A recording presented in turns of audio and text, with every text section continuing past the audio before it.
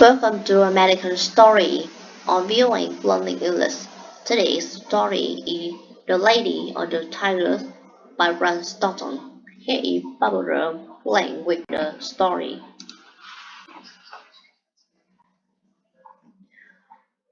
Long ago, in a very olden time, there lived a former king. Some of his ideas were rejected, but others called people to suffer.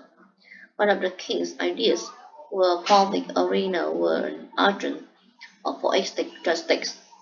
Crown were burning, or innocents were decided by the result of trade. When a person was accused of a crime, his future would be judged in the public arena.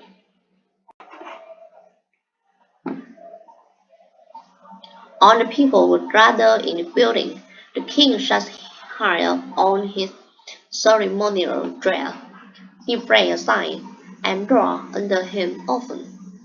The accused person stepped out into the arena. Directly opposite the king were two doors. They were set aside, solely aligned. The person on trial had to go directly to these doors and open one of them. He could open whichever door he pleased.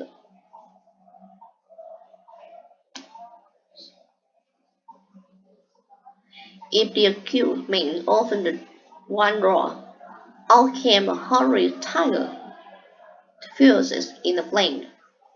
The tiger immediately jumped on him and tore him to pieces, a punishment for his growth. The case of the suspect were just decided. Iron bells rang sadly, freight flies went up from the pig mourners, and the people with his hammering blow and sad hearts slowly made their way home. They mourned bravely that one so young and fair, or so old and respected, should have died this way. But if the accused opened the other door, there came forth from it a woman, chosen especially for the person. To this lady he was immediately married, in honor of his innocence. It was not a problem that he might already have a wife and family, or that he might have chosen to marry another woman. The king permitted nothing to interfere with the plain method of punishment and war.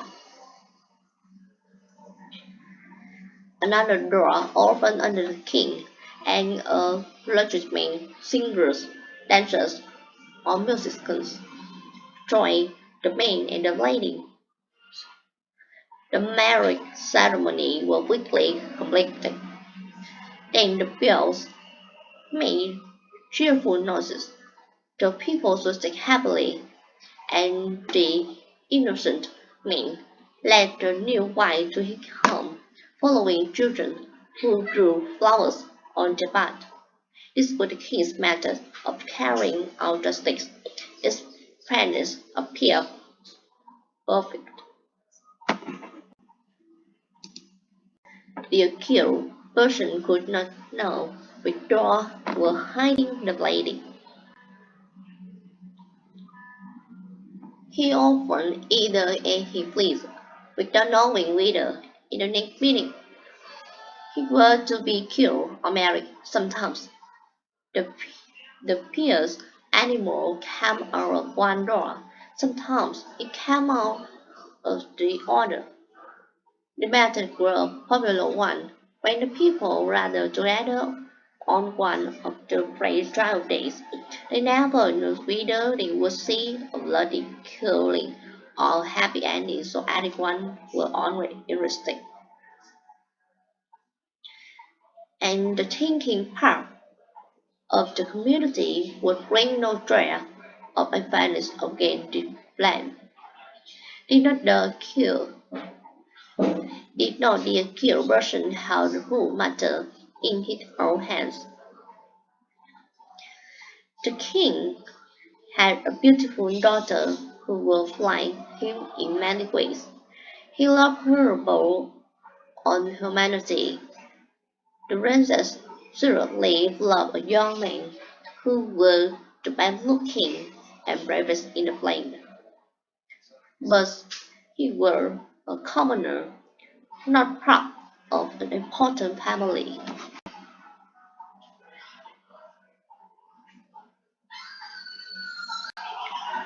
One day, the king discovered the relationship between his daughter and the young man.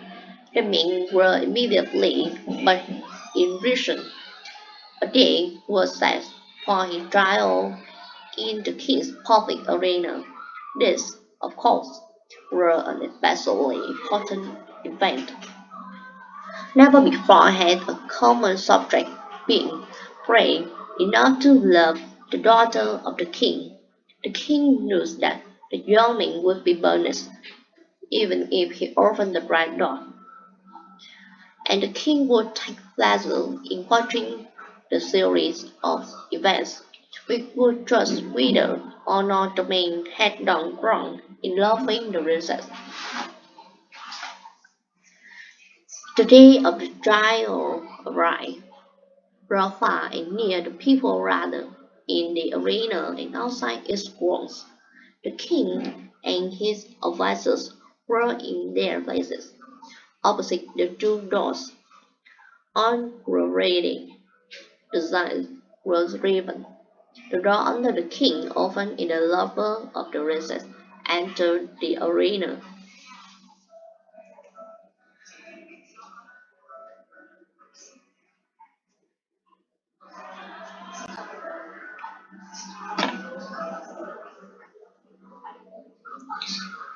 Tall, beautiful, and fair, his appearance was met with a shout of approval and tension.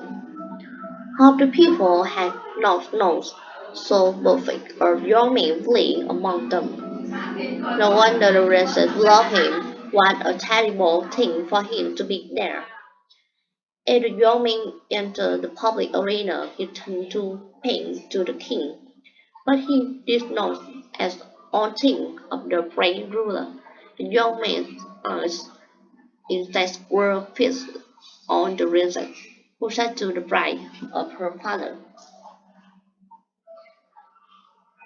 During the day, it was decided that the sentence of her lover should be decided in the arena. He had thought of nothing but the event. The races have more power, influence, and force of character than anyone who had ever before been interested in such a case. He had done what no other person had done, since his possessed herself of the secret of the doors. He knows behind which door stood the tiger, and behind which waited the lady. God, in the power of the woman's will, had brought the secret to the princess. She also knows who the lady was. The lady was the lady was one of the loveliest in the kingdom. Now and then the princess had seen her looking at and talking to the young man. The princess hated the woman behind the silent door. She hated her with all the intensity of the flush passed to her cruel love-wise of cruel ancestors. Her lover turned to look at the princess. His eye met her as she sat there, paler and whiter than anyone in the vast ocean of tense faces around her. He saw that she knew behind which door waited the tiger, and behind which stood the lady. He had expected her to know it. The only hope for the young man was based on the success of the princess in discovering this mystery. When he looked at her, she saw that she had been successful, and he knew she would succeed. Then he quick and tense looked at the question. Quick, it was clear to her if he shouted, it from where she stood. There was no time to be bold. The princess raised her hand and made a short, quick movement toward the rat. No one but her lover saw it. Arion was his business on the man in the arena. He turned, and with a firm and quick step, he walked across the empty space. Every heart stopped beating. Every breath was held. Every eye was open that man went to the door on the right and opened it. Now, the point of the story it is, did the tiger come out the door or did the lady? The more we think about the question, the harder it is to answer. It involves a study of the human heart. Think of it not as if the decision of the question depended upon yourself, but as if it depended upon that cold-blooded princess. Her soul and wide hid under the fires of sadness and jealousy. He had lost him, but who should help him? How often, in her working hours and in her dreams, has she started in wild terror and covered her face with her hands? She thought of her lover opening the door on the other side of waiting the sharp teeth of the tiger. But how much oftener has she seen him open the other door? How has she brought her teeth into her hair when she had his happy face, and he opened the door of the place?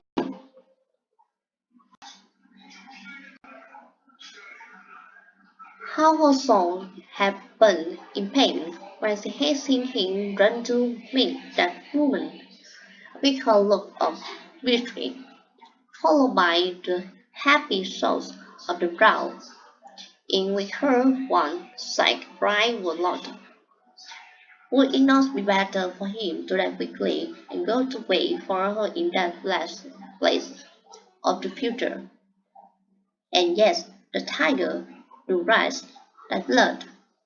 Her decision had been so quickly, but he had been made after days and nights of toil. She had known she would be out.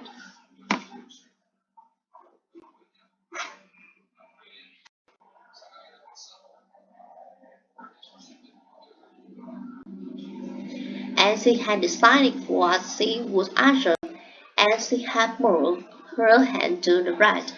The question of her decision is one not to be blindly considered, and it is not for me to say myself as the one person able to answer it. And so I believe it with all of you. We came out the open door, the lady or the tiger.